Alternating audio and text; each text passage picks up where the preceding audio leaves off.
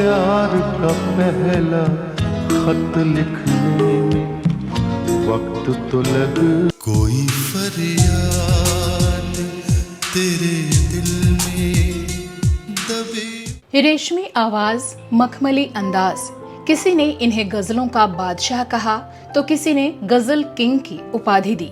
तेरे आने की जब खबर महके। गजलों की दुनिया के एक अनमोल सितारे जिन्होंने अपनी शायराना आवाज से लाखों करोड़ों सुनने वालों के दिलों पर राज किया। तुमको देखा तो ये ख्याल आया। दुनिया में गजलों को एक नई पहचान देने वाले और इसे लोगों के जहन में अंदर तक बिठाने वाले हर दिल अजीज गायक। तेरे बारे में जब सोचा नहीं था। इनकी आवाज जहां तन्हा दिलों को सुकून देती तो वहीं माशुका की याद में तड़पाती भी। कोई ये कैसे बताए कि वो तन। इन्होंने गजल को शास्त्रीयता और भारी भरकम शब्दों के बोझ से निकालकर आम आदमी की जुबान तक पहुंचाया। भूल कर तुमको न जी पाएंगे साथ तुम। और इसके एक नए युग की शुरुआत की। होश वालों को खबर क्या बेखुदी क्या। लेकिन क्या आप जानते हैं कि कैसे ये जगमोहन से जगजीत बन गए और क्यों एक सिख परिवार से होकर भी अपने बालों की कुर्बानी देकर पगड़ी पहनना भी बंद कर दिया, जिससे नाराज इनके पिता ने सालों तक इनसे बात नहीं की। तुम इतना जो मुस्कुरा रहे हो क्या गम है। क्या आपको पता है कि इन्होंने एक जाने माने बंगाली परिवार की शादीशुदा गायिका से शादी कर ली और उनके साथ संगीत की दुनिया में एक हिट जोड़ी बनाई। उस मोड़ से शुरू करें तेरे ज़िंदगी। और क्या आप यकीन करेंगे कि इनके 20 साल के इकलौते बेटे की रोड एक्सीडेंट में दर्दनाक मौत हो गई, जिसके बाद इनकी सिंगर पत्नी ने जहां हमेशा के लिए गाना छोड़ दिया तो ये खुद भी लंबे वक्त तक सदमे में चले गए। गम का खजाना तेरा भी है मुझसे बिछड़ के खुश रहते हो। और कैसे बेहद गरीबी और मुफलिसी से निकलकर ये देश के सबसे फेमस गजल गायकों में शुमार हो गए। जग में साचो तेरो नाम बताएंगे इनकी जिंदगी की पूरी दास्तान। आप बने रहिए हमारे साथ।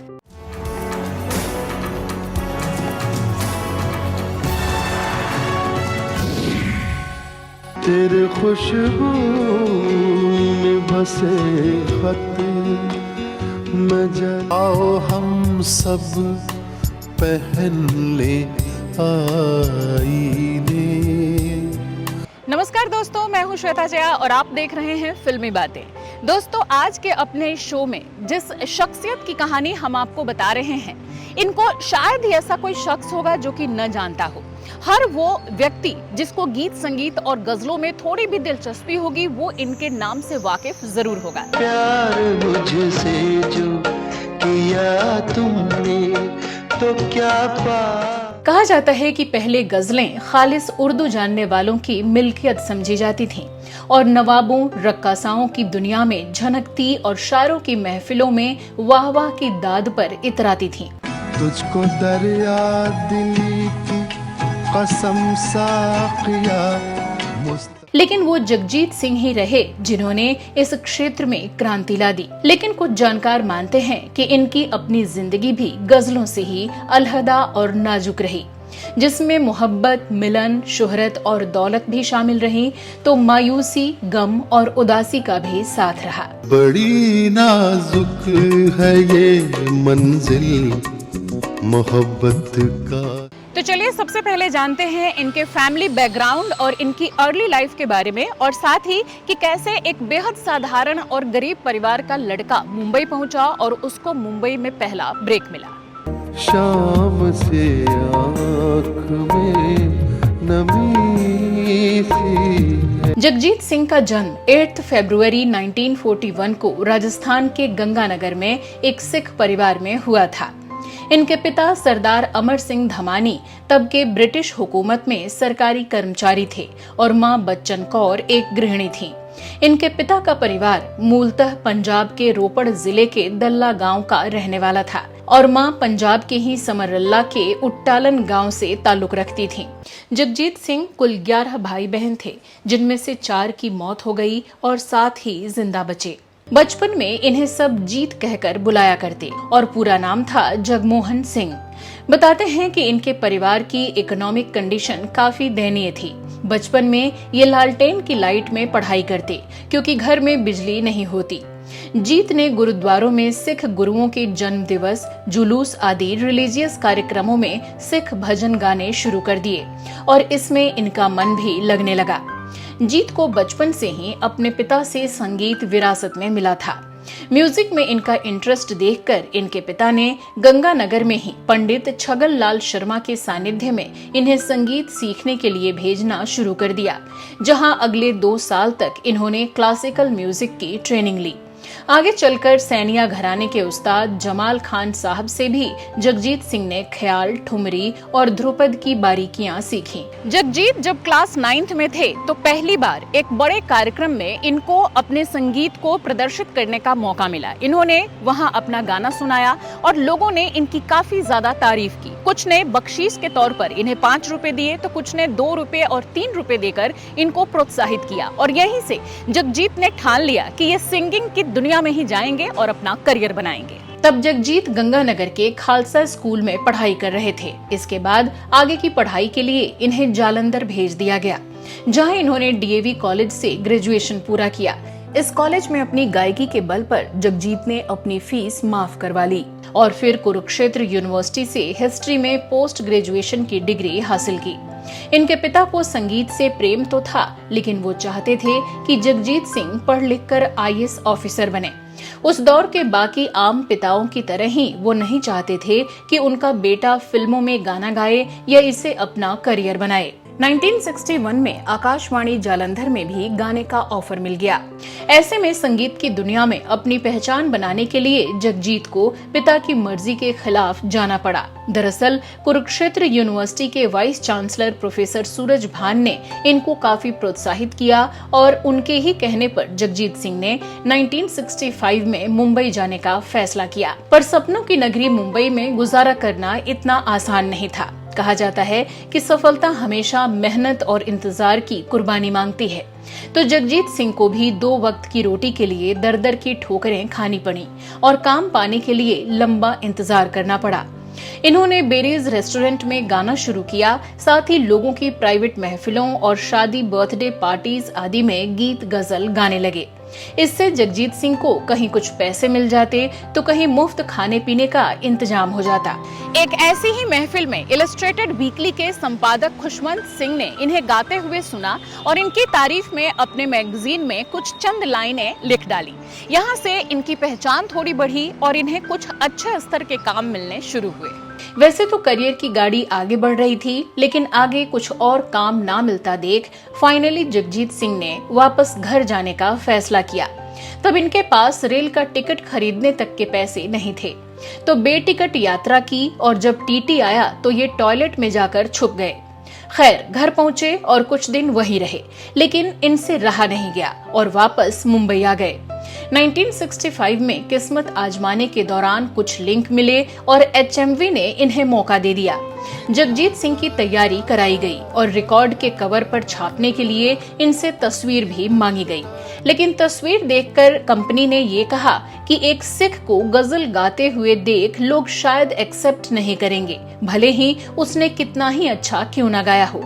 तब कंपनी ने इनसे रिक्वेस्ट की कि आप बिना पगड़ी और दाढ़ी के एक तस्वीर खिंचवाएं, लेकिन जगजीत को ये सुनकर बहुत धक्का लगा। जगजीत जी कई दिनों तक सोचते रहे, लेकिन फिर अपने करियर की खातिर इन्होंने सिख वेशभूषा त्यागने का कठोर फैसला लिया और फोटोग्राफ खिंचवा कर दे दी। जब चिट्ठी लिखकर जगजीत ने इस बात की जानकारी अपने घर वालों को दी तो पिता को जैसे सदमा लग गया और वो 3 दिन तक घर से बाहर ही नहीं निकले। वो बेटे से इतने नाराज हुए कि सालों तक इनसे बात तक नहीं की। यहाँ तक कि जगजीत की शादी में भी वो शामिल नहीं हुए। खैर, तब जगजीत सिंह की 2 गजलें रिकॉर्ड कराई गईं, जिसने मार्केट में आते ही धमाल मचा दिया और जगजीत सिंह रातों रात स्टार बन गए। इस एलपी की पहली नज्म थी बात निकलेगी तो दूर तलक जाएगी। अपना गम भूल गए, जिसे श्रोताओं ने खूब सराहा। इस एल्बम से लोगों को पहली बार पता चला कि गजलें इस अंदाज में भी गाई जा सकती हैं। साल 1967 में जगजीत सिंह एक फिल्म अमन में राजेंद्र कुमार के साथ छोटी सी भूमिका में एक्ट करते भी नजर आए। तेरे हिंदुस्तान बुत बन गए यार, एक बड़ी माड़ी गल हुई, अपना बंगाली पर बेचारा मारेगा पुत्र पंज नंदन। रियली तुम्हारे फेल होने का बहुत अफसोस है यार, ये पागल। इसी दौरान 1967 में संगीत घराने से ताल्लुक रखने वाली चित्रा दत्ता से इनकी मुलाकात हुई, जो कि पहले से शादीशुदा थी। लेकिन फिर कैसे महज 2 साल में ये दोनों आपस में पति पत्नी बन गए, इसकी कहानी हम आगे के सेगमेंट में विस्तार से आपको बताएंगे।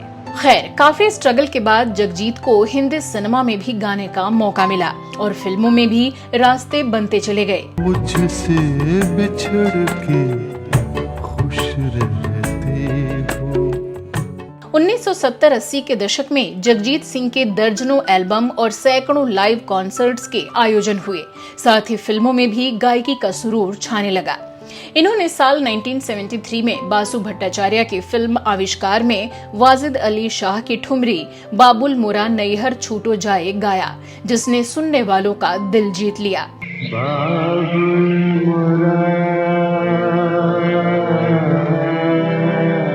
साल 1981 में एक और फिल्म आई प्रेम गीत, जिसमें जगजीत सिंह ने म्यूजिक कंपोज किया और इसके कुछ गानों को आवाज दी।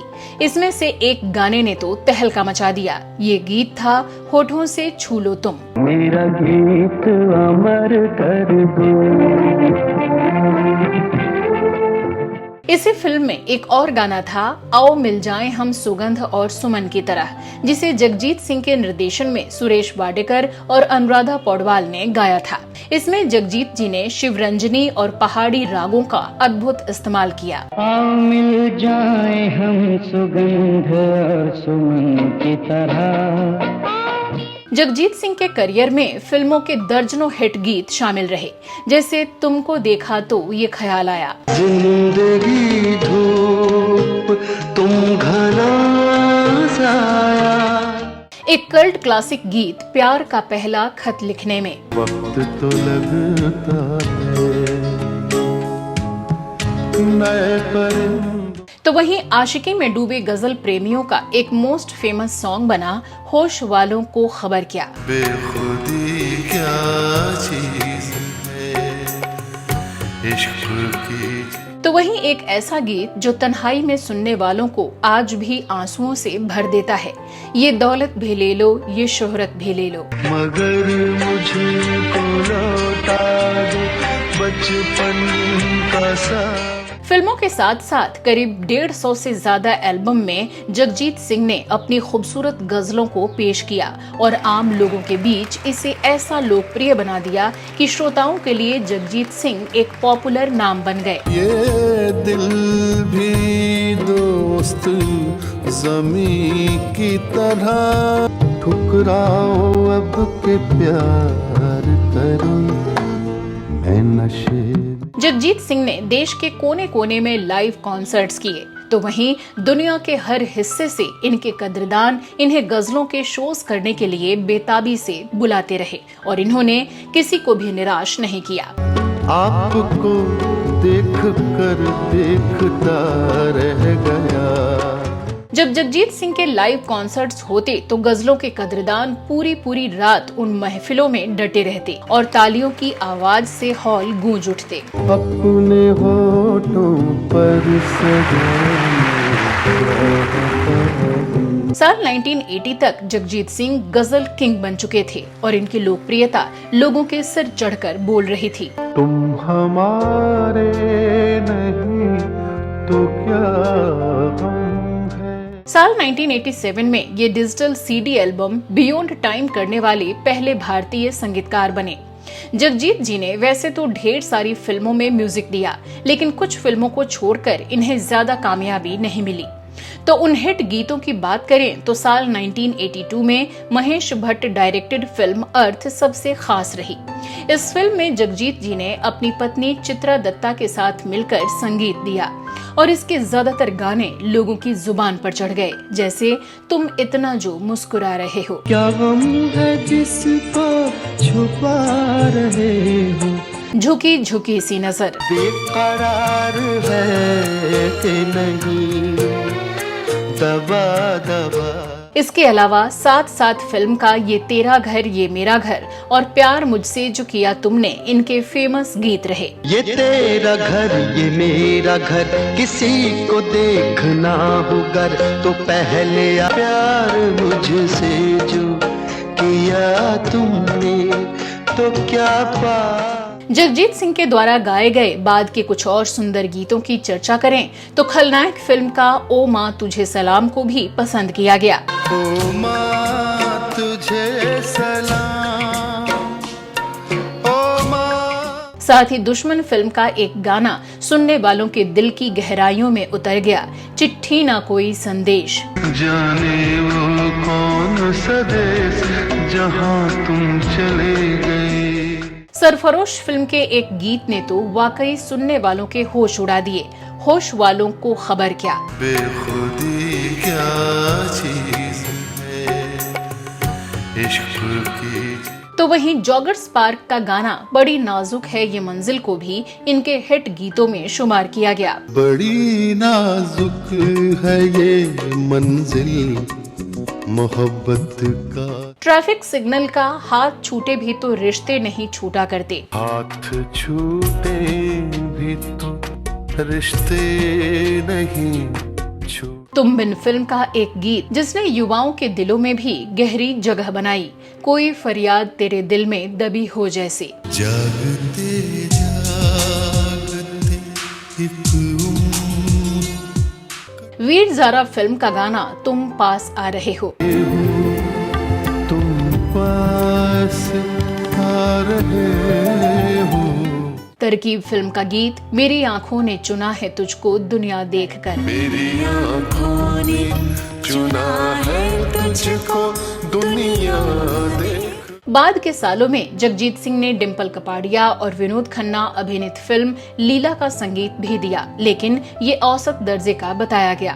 जागते काटे सारे रहना। इनके अलावा जिन फिल्मों में जगजीत सिंह का संगीत रहा वो फिल्में रहीं 1994 में आई खुदाई, 1989 की फिल्म बिल्लू बादशाह और कानून की आवाज, 1987 में रिलीज हुई फिल्म राही, 1986 की फिल्म ज्वाला, 1986 की ही फिल्म लौंग द लश्कारा, 1984 में आई फिल्म रावण और 1982 में रिलीज हुई फिल्म सितम।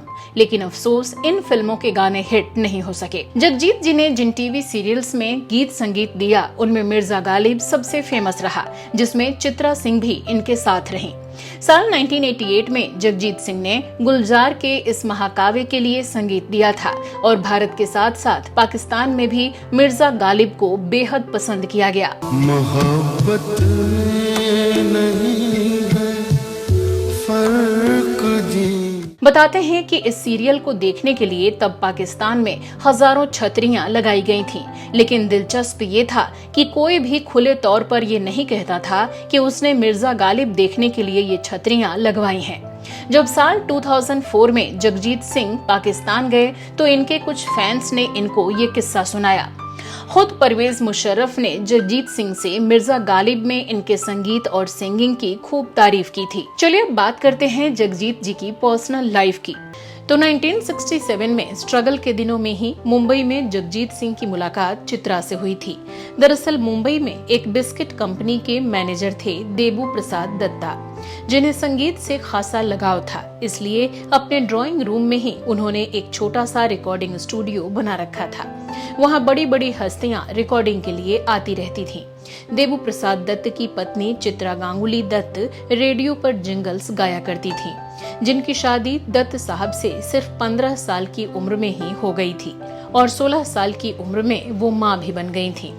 एक गाने की रिकॉर्डिंग के सिलसिले में जगजीत सिंह की मुलाकात चित्रा से हुई और ये उनकी आवाज के दीवाने हो गए। पहले तो चित्रा को जगजीत की आवाज पसंद नहीं आई, लेकिन धीरे धीरे वो भी इनकी प्रतिभा को पसंद करने लगी। दोनों साथ में खूब जिंगल्स गाने लगे और मुलाकातों का सिलसिला चल पड़ा। तब चित्रा को एक जिंगल के लिए जहां 200 रुपए मिलते तो वहीं जगजीत को 50 रुपए। ये नरमी, ये गर्मी डालडा से लाए, ये स्वाद, ये चेहरे पे रौनक जगाए। जगजीत कई बार बाकी लोगों के साथ चित्रा के घर भी आने जाने लगे और उनके पति से भी इनकी जान पहचान हो गई। इसी बीच चित्रा की जिंदगी में एक नया मोड़ आया। उनके पति ने किन्हीं वजहों से दूसरी शादी करने का फैसला किया और कुछ समय बाद 1968 में चित्रा ने अपनी बेटी मोनिका के साथ पति का घर छोड़ दिया और अलग रहने लगी। तभी एक लाइव कॉन्सर्ट के लिए जगजीत और चित्रा साउथ अफ्रीका गए और वहां एक दूसरे के करीब आ गए। भारत लौटने के बाद जगजीत सिंह ने एक दिन अचानक चित्रा को शादी के लिए प्रपोज कर दिया, जबकि चित्रा का अभी डिवोर्स भी नहीं हुआ था। चित्रा ने मना कर दिया, लेकिन दोनों का रिश्ता चलता रहा और अकेली रह रही चित्रा के लिए जगजीत ने घर बाहर सारा काम संभाल लिया। यहाँ तक कि उनकी बेटी की परवरिश में भी पूरा सपोर्ट करने लगे। आखिरकार चित्रा मान गई। कुछ दावे ऐसे भी किए जाते हैं कि ऐसे में जगजीत सिंह ने चित्रा के पति से मुलाकात की और उन्हें तलाक के लिए मनाया। उनसे ही शादी की इजाजत ली और साल 1969 में ये दोनों शादी के बंधन में बंध गए। बताते हैं कि एक बहुत ही सिंपल फंक्शन में सिर्फ 30 रुपए खर्च करके महज 2 मिनट में ये शादी निपटा दी गई थी। फिर लंबे समय तक ये दोनों फिल्मों से लेकर सीरियल और लाइव शोज आदि में साथ परफॉर्मेंस देते रहे। इन्हीं में से एक एल्बम रहा द अनफॉरगेटेबल्स, जिसने लोकप्रियता के सारे रिकॉर्ड तोड़ दिए और HMV ने इन दोनों की जोड़ी को 80,000 रुपए का चेक जारी किया, जो उस समय के लिए बहुत बड़ी रकम थी। आगे चलकर चित्रा और जगजीत सिंह का एक बेटा पैदा हुआ, विवेक।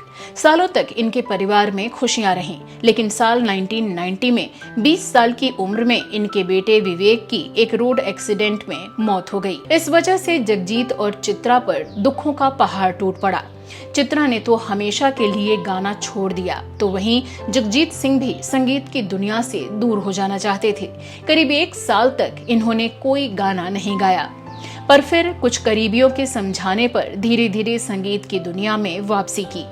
लेकिन तब इनकी गजलों में तड़प और दुख साफ झलकता था। वहीं इस परिवार को एक और सदमा तब लगा जब चित्रा सिंह की पहली शादी से हुई बेटी मोनिका चौधरी ने 49 साल की उम्र में अपनी जिंदगी खत्म कर ली। हालांकि इसके पीछे वजह क्या रही पता नहीं चल पाया। जगजीत जब अपना करियर बना रहे थे तो मेहदी हसन, बेगम अख्तर, कुंदन लाल सहगल और तलत महमूद जैसे बड़े सिंगर्स इस फील्ड में खासा नाम कमा चुके थे।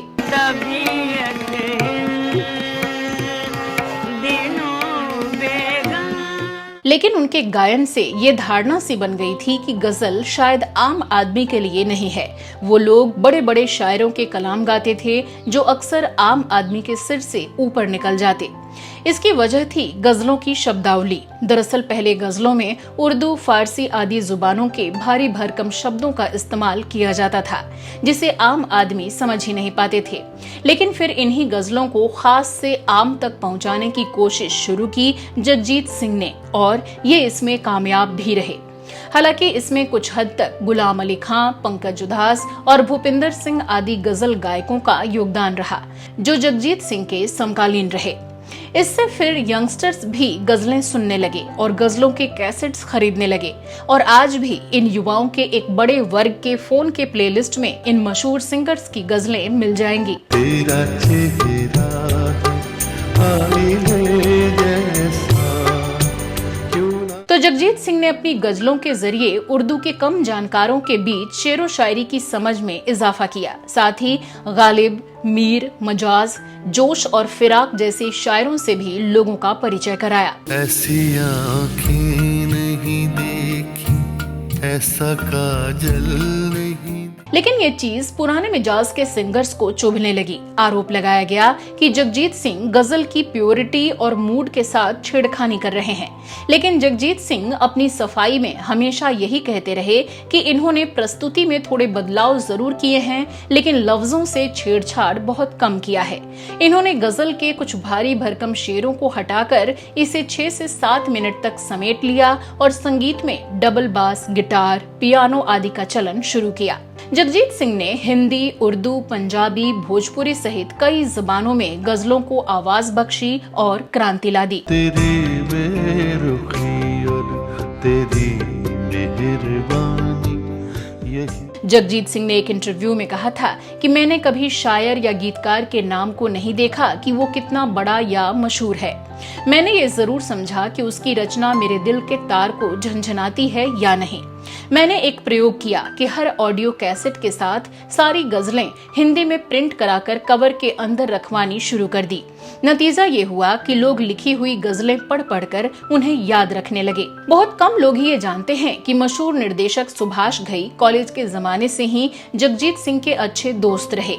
उन्होंने बताया था कि जब पंजाब यूनिवर्सिटी के युवा महोत्सव में एक बार जगजीत सिंह मंच पर शास्त्रीय संगीत के गायन के लिए पहुंचे तो अनाउंसमेंट के साथ ही वहां मौजूद लड़कों ने जोर का ठहाका लगाना शुरू कर दिया कि ये पंजाबी लड़का भांगड़ा नहीं क्लासिकल गाना सुनाएगा। सुभाष घई भी डर गए, लेकिन जब उस तेज शोर के बीच जगजीत सिंह ने आंख बंद करके आलाप लेना शुरू किया तो लगभग 30-40 सेकंड के भीतर ही सन्नाटा पसर गया और पूरा हॉल तालियों से गूंज उठा। अपनी मर्जी से सफर की।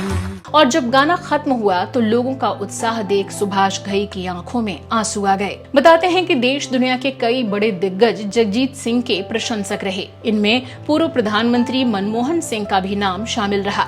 जगजीत सिंह एकमात्र ऐसे गायक रहे जिन्होंने पूर्व प्रधानमंत्री अटल बिहारी वाजपेयी की कविताओं को आवाज दी और 2 एल्बम निकाले, नई दिशा और संवेदना। क्या खोया क्या पाया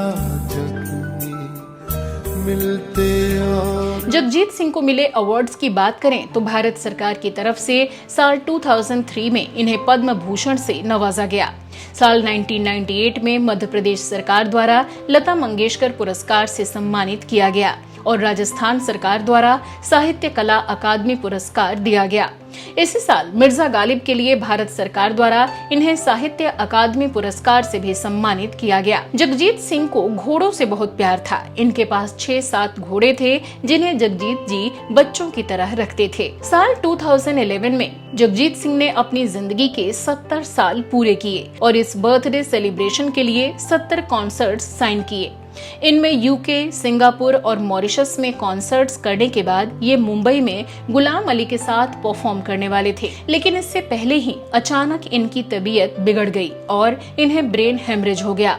23 सितंबर 2011 को इन्हें मुंबई के लीलावती अस्पताल में भर्ती कराया गया, जहां करीब 2 हफ्ते तक ये कोमा में रहे और 10 अक्टूबर 2011 को जगजीत सिंह जी का निधन हो गया। इस खबर से जैसे देश भर में शोक की लहर दौड़ गई। बड़े बड़े दिग्गजों ने जहां इसे संगीत की दुनिया में भारी क्षति बताया, तो वहीं गुलजार साहब ने एक बेहद भावुक कविता लिखी। एक बौछार सा था वो शख्स, बिना बरसे किसी अब्र की सहमी सी नमी से जो भिगो देता था। जिंदा रहना बहुत जरूरी है। चित्रा सिंह के लिए ये एक बड़े सदमे सा था। पहले दोनों बच्चों की मौत हुई और फिर पति का भी साथ छूट गया। जगजीत सिंह की डेथ के लगभग 11 साल बाद साल 2022 में एक नायाब किताब आई जिसका टाइटल था कहां तुम चले गए, दास्ताने जगजीत, जिसे जाने माने जर्नलिस्ट राजेश बादल जी ने लिखा था। इस किताब के जरिए जगजीत सिंह की जिंदगी से जुड़े कई अनजाने पहलुओं को उजागर किया गया था। तो मैं जब कहता हूं कि जगजीत गायक के रूप में हम याद रखते हैं, बड़ी बात है, लेकिन जगजीत एक ऐसा फरिश्ता था जो उन जरूरतमंद लोगों के लिए आया और अपना काम करके चला। साल 2013 में गूगल द्वारा श्रद्धांजलि के रूप में जगजीत सिंह का एक गूगल डूडल बनाया गया। वहीं साल 2014 में भारत सरकार ने जगजीत सिंह के सम्मान में एक स्मारक डाक टिकट जारी किया। गजल गायकी की दुनिया में जगजीत सिंह का नाम बड़े अदब से लिया जाता है। भले ही आज ये हमारे बीच नहीं हैं, लेकिन इनकी गजलों को हर उम्र के लोग आज भी गुनगुनाते हैं। इसी वजह से इन्हें गजल किंग की उपाधि दी गई। शाम से आँख में नमी सी। लेजेंडरी गजल सम्राट ने अपने करियर में तमाम बेहतरीन गजलें गाकर फैंस के दिलों पर राज किया और आज भी करते हैं। इन म्यूजिक कंपोजर, म्यूजिशियन और सिंगर की आवाज में एक जादू था जिसे छू पाना शायद ही किसी और के लिए मुमकिन होगा। जवाब जिनका नहीं वो सवाल हो, कहीं कहीं से हर चेहरा तुम जैसा। तो इसी के साथ आज के एपिसोड में फिलहाल के लिए बस इतना ही। आपको गजल सम्राट जगजीत सिंह की कहानी कैसी लगी कमेंट सेक्शन में लिखकर जरूर बताइएगा। इनकी कौन सी गजलें आपको सबसे ज्यादा पसंद है वो भी लिखना मत भूलिएगा। तो चलिए कुछ और नए किस्से कहानियों के साथ अगले एपिसोड में आपसे फिर होगी मुलाकात। नमस्कार। कृष्ण गोविंद हरे मुरारे, जग में साचो तेरो नाम।